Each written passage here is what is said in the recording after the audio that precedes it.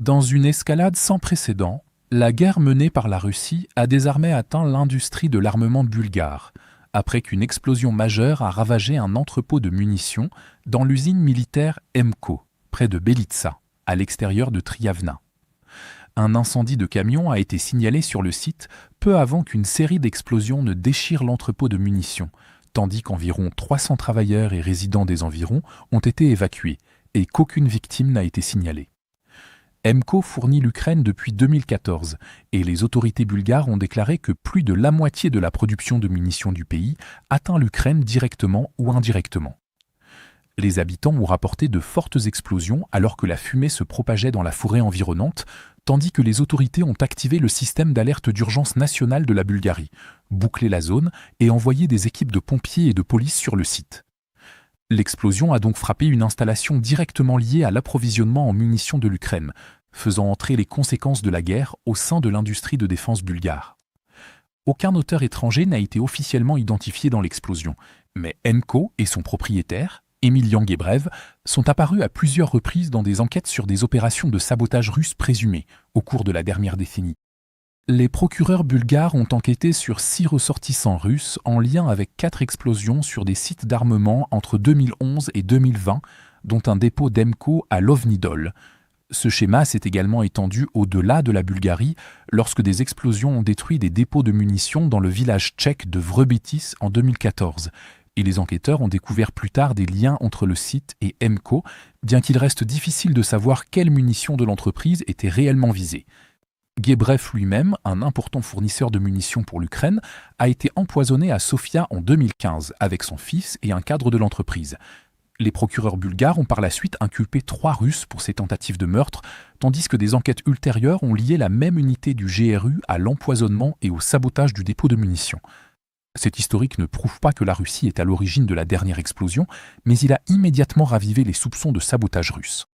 À peine 2 jours avant l'explosion de l'usine de munitions, la Bulgarie avait déjà été confrontée à une autre retombée de la guerre lorsqu'un drone a traversé l'espace aérien roumain et est entré en Bulgarie près du village de Kardam. Les autorités bulgares l'ont identifié comme étant probablement un drone leurre ukrainien Maya et ont déclaré qu'il n'y avait aucun signe indiquant qu'il était entré en Bulgarie intentionnellement. Le drone s'est écrasé à environ 100 mètres à l'intérieur du territoire bulgare, près du gazoduc transbalkanique, la station de compression bulgare se trouvant à environ 1 km. Les responsables ont déclaré qu'un brouillage GPS ou une défaillance technique pourrait l'avoir fait dévier de sa trajectoire, tandis que certains témoins locaux ont déclaré ne pas avoir personnellement entendu l'explosion signalée par les autorités bulgares. Le Premier ministre Rumen Radev l'a publiquement décrit comme un drone leurre ukrainien, tandis que l'Ukraine a nié avoir délibérément ciblé la Bulgarie et a déclaré coopérer avec Sofia pour établir ce qui s'était passé.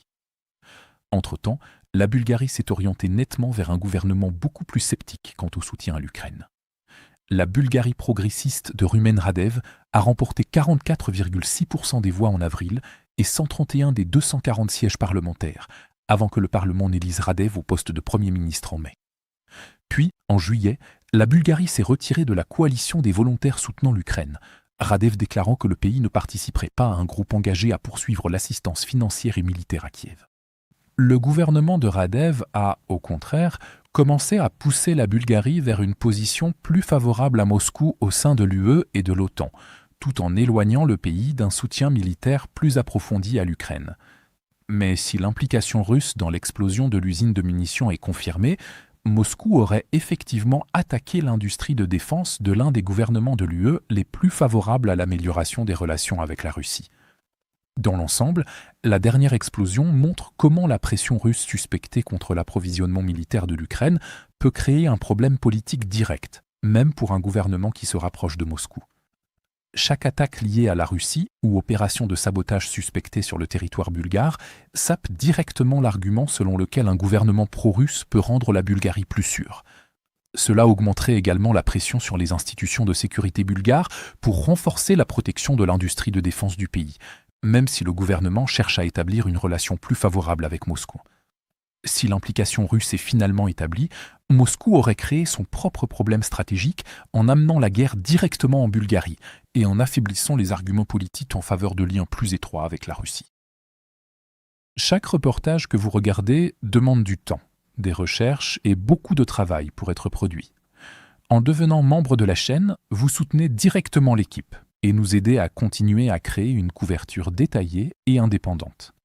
En retour, vous recevez des vidéos tactiques exclusives, des mises à jour stratégiques et des analyses géopolitiques accessibles uniquement aux membres. Cliquez sur Rejoindre ci-dessous pour soutenir notre travail et accéder à la bibliothèque complète réservée aux membres.